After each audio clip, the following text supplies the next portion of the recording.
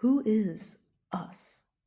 Orion Pax asked, a few solar cycles later. Whoever wants to be, Megatron said with a laugh. When you're taking on the world, you can't just be choosy about who wants to be on your side. So you have followers in Kaon, Orion Pax said. Where else? That's the kind of question a spy would ask. If you were worried about that, we would have stopped talking a long time ago. Perhaps not. Soundwave says I should worry that you will betray me. Megatron laughed. I say back to him that if I thought you were going to betray me, I would meet with you in the arena and settle things like warriors.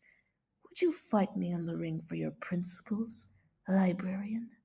Can you tell your principles from mine? I think I can, Orion Pax said, and I would fight anyone for them. As he said it, he realized it was true. Always, Orion Pax had known that there was a larger world beyond the mundane horizons of the work he did and the cast he was part of.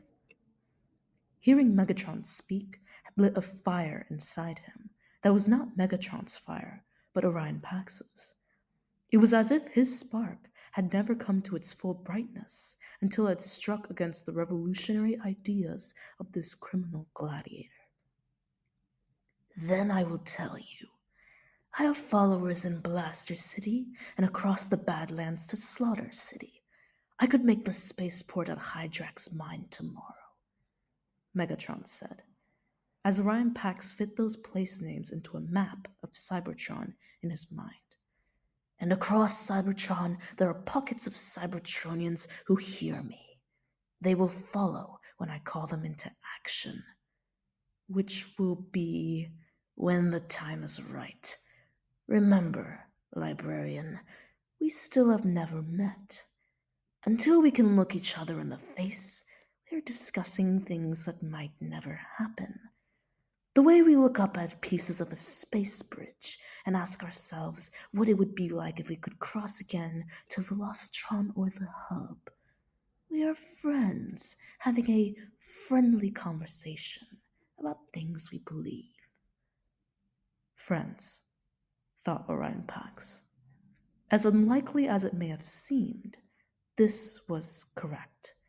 He was becoming friends with an agitator, a criminal, and possible traitor to the council.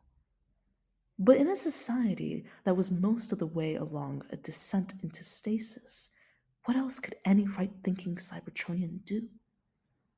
Tricky question, said Jazz, when Orion Pax asked him later. I started to look into these things. Your friend Megatronus, or Megatron, has an interesting history. I know about his history, Orion Pax said. Jazz said, I know you do, but I did not, and I thought I would look and see what I could find. What do you think he wants, Pax? Orion Pax thought about this question for a long time. He wants the Cybertron that used to be, he said eventually. The Cybertron where you were not doomed to a guild and caste the moment you emerged from the Well of All Sparks. The Cybertron where any Cybertronian could become anything.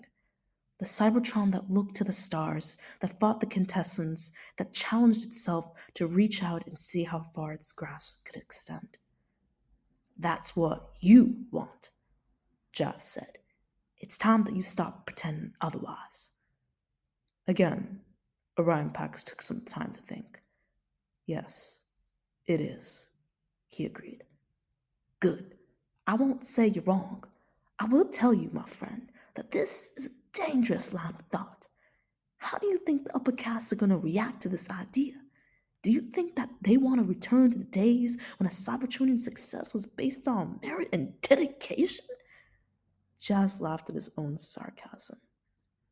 If I can't make myself do what's right, said Orion Pax, how could I expect anyone else to? Jazz nodded. They looked up into the endless black of the sky. Fine. Jazz said, just so you're not surprised when you find out that everyone else isn't likely to hold themselves to the same standard. Did I tell you that Megatron said he'd fight me if he thought I was going to betray him? Orion Pax asked. Very funny, Jazz said. He did. Then watch your back, Jazz said. If he brought that up, he's already half convinced himself it will eventually happen. Orion Pax laughed. Then he said, I better get practicing and learn how to fight. And he did, carving out time every solar cycle to practice with others of his cast. He worked on the alt-form weapons he could create from his protoform, the ion cannon and energon blasters. And he learned the ins and outs of the sword and axe that he could carry or manifest as another partial alteration.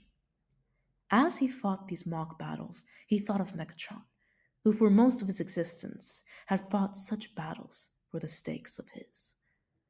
Only his thirst for knowledge, both of the past and of all the things about present-day Cybertron he had never thought worth knowing, kept him coming back. That, and his responsibility to his cast. There, the conflict inherent in his friendship with Megatron presented itself most clearly. It was because he was friends with Megatron that he had a rekindled interest in what was happening around him, in the Cybertron that he lived on and experienced with other Cybertronians. Yet, if he kept any loyalty to his cast, that brought him into conflict with Megatron, who would abolish all castes immediately upon gaining the power to do so. And wouldn't I as well? Orion Pax asked himself. The answer was, perhaps. He understood Megatron's reasons, and perhaps even more than the gladiator did Orion Pax want the freedom and initiative that would come with the end of the caste and guild.